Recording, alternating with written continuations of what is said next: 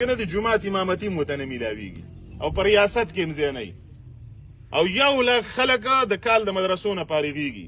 نو ریاست یې هم نه پرېږدي هنر یې ورته یې زده نه کړلو او په جومات کې امامتي هم نشته نو ایم پي ایس صاحب دا به څه کوي دا به راکټ رلي که نه به یې رلي دا به ډز کوي که نه به یې کوي ځکه انسان دی د ټولنې سړی دی که نه نو ګوره په دارالعلوم دیوبند کې به چې کله دیني او علم حاصلېدو د دیني علم څخه بیا عصري علم ښودو او د عصري علم څخه د مولانا حسین احمد مدني صاحب وینا ده ګوره موږ په مدرسه کې هم د تاریخ نه منکر شوي مولانا حسین احمد مدني صاحب به دا ویل چې ګورې د دیوبند نه سړی فارغېږي دته به هنر وسخې وی هیڅ هنر نه دا څرخه چې ورته وښیې که نه دا د څرخې والم د نن سبا 14 پاس نه ښه دی بچي خو ساتلی شي که نه یعنی دین ستا د هنر نه دی خلاف دین د عصر نه دی خلاف اسلام دا د دنیا د ترقۍ نه دی خلاف دا خو موږ دا څیزونه جوړ کړو نو معاشره لیونۍ شوه انګلیش میډیم اردو میډیم مدرسه میډیم او بس یو بل سره لښکر شو یو بل سره تضادات را جدلیات را لمنځته نو معاشره ماته شوه ټولنه ماته شوه نو ګوره که غواړئ دا که نه چې په وسایلو ځان پویه کړو نو د افرادو اهمیت به ګورئ د افرادو او دا یاد ساتئ دا پښتانه ګوره ریښې لیوني نه دي خلک هم لیوني ګڼي څوک وایي پښتنو څه کړي دي څه کړي دي زه وله مثال ورکوم پښتنو څه کړي تاریخ پرېږده 15,000 کاله هم پرېږده د نیکونو او د پلرونو تور هم پرېږده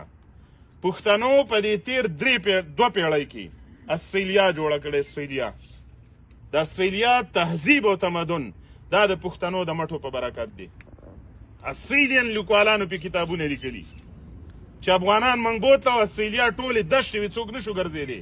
د افغانانو د اوښانو د ګلو په برکت باندې استرالیا آباده شو دا قطر نه دی په نړۍ کې د ټولو نه زیات جی ډي پي چې کومه ده او پي کس آمدني 15,000 ډالره د کال د یو کس آمدن دا په ټوله دنیا کې دا د قطر دی او د ټولو نه زیات مالدار ریاست دا قطر دی په نړۍ کې دا قطر چا جوړ کړی دا پښتنو جوړ کړی نن هم تاسو ګورئ د ټولو نه زیاته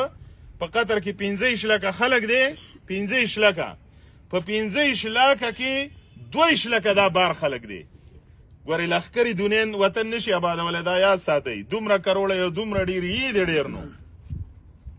د ګډو بزو یوه رمه او بل طرف ته یو زمری دا ټوله رمز غلی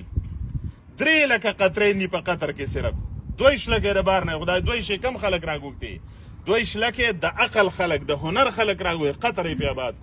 او ټول نه لویه برخه پکې پښتنو ده دا سعودي عربستان دا چا آباد کړی دي پښتنو دی پاکستان لراشي دا کراچۍ چا آباده کړی ده دا د پنجاب دا ښارونه دا چا په دې لاسونو په دې مټو آباد کړو نو چې موږ بار وطن آبادونی آبادولی شو دا خپل وطن ولې نشو آبادولی دا داسې وطن د سرو زرو ډک جنتي هواګانې جنتي اوبه د وسایلو شتمنو ډک د سنټرل ایشیا په طرف د ګوسړیو د ناوپاس په شان انټرنیشنل روټ ایم پي ایس د سی پیک ذکر وکړو د سی پیک دا د ګوسړۍ لاره او د ناوپاس د موږ ته آزاد کي یو سی پیک موږ ته نه دی په کار په دې خاوره دا سی پیکونه دي د دوی مباره شي سی پیک خو غمونه را روان دي جګړې ورسره روانې دي په دې خاوره نوی امپایر زیږی په دې جغرافیه کې او موږ له قدرت چې کوم دی په دې خاوره کې داسې لارې راکړي داسې ګوره د افرادو د وسیلې یو بل مثال زه در کوم